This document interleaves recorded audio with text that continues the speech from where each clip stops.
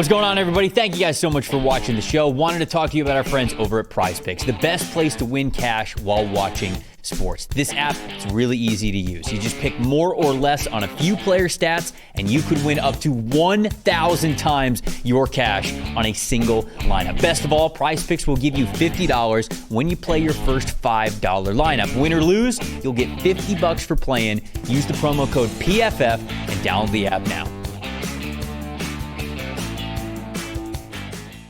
Guy that I really love in this class, Cam Skattebo, coming off the board here to the New York Giants with their pick. I believe it is 105. So Cam Skattebo doesn't go in the first 3 rounds of the draft, but the early portion of the 4th round, he comes off the board. This is my RB3 in this class, and because I understand he's not the home run hitter, he's not going to hit the 30, the 40, the 50-yard runs for you, but I've often said, how often do you actually get a chance to do that at the NFL level? If you do, you're normally somebody that gets picked in like the top 10, right? You're talking about like Ashton Genty. But instead, give me the running back that's always going to give me a healthy yards per carry average. Yards after contact per attempt and missed tackles forced per attempt are 2 metrics that I love to lean on here at PFF because they are able to separate a running back from their offensive line. Whether they're getting hit in the backfield, whether they're getting hit at the line of scrimmage, or whether it's at the second level. So if the offensive line does a terrible job, okay job, or excellent job, having great numbers in high percentiles in yards after contact and missed tackles forced shows you how good of a running back and how efficient of a running back you could be. This dude's got efficiency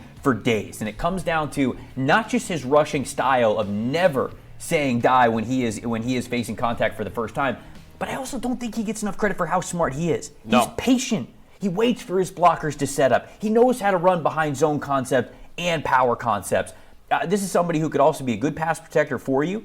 Sometimes it's a little hot and cold, but he's got the body type and the strength to do it. He's got soft hands in the receiving game. I love the 1-2 combination that he is setting up here with Tyrone Tracy, who they drafted last year. This is a football player, first and foremost. And look, you can talk about there's certain guys that we like because of the 40 time with Bashal Tutin. I think it's a good contrast to get these 2 guys back to back. And there's certain guys I'm just not going to care. 4.65, we've seen other backs have success in that range, but you mentioned it. The guy's got a heart of a lion, man. I mean, there's times at Arizona State, back at Sacramento State, when he was beating teams all by himself, he does not care who's in front of him. He's going to run as hard as humanly possible. Good vision, powerful legs that can make jump cuts into holes that you don't think he can get to. And you mentioned it, probably the most underrated receiving back in this class because you look at him and you go, okay, bigger back, running through people, runs with strength and power and through contact.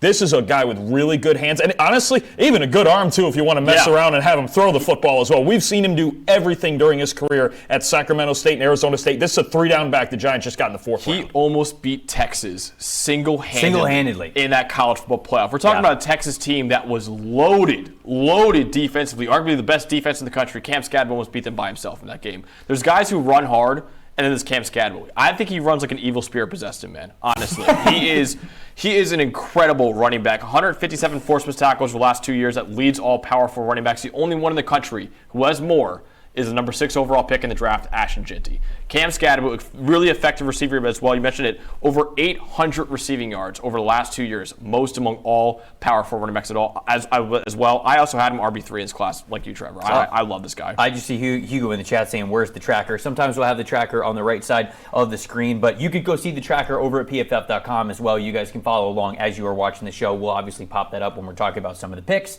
and some of the best available, but you guys can see that and scroll it yourself over at PFF.com. We did team top 100 big boards this year, and Cam Skattebo was ranked 53rd on the New York Giants team big board. So I think this is a big win for them. I think this is a player and a running back that they would want to add to this room to complement things. So you guys can check out all of the team top 100 big boards. I think it'll be fun here on day 3 to see some of those guys that might have been a little higher on certain teams' big boards. And so even though I like Cam Skattebo anyways, for the Giants specifically, I had him ranked right around the 50s. So to get him here in the early parts of day 4, I think is good value for the Giants. And by the way, I know John Mara was upset about losing Saquon Barkley last year, but now you got Tyrone Tracy, and now you got Cam Skattebo as well. That's a really good running back room. So I know you lost an absolute superstar in Saquon Barkley to a division rival, but this is a really, really good running back room that the Giants have just a couple years later.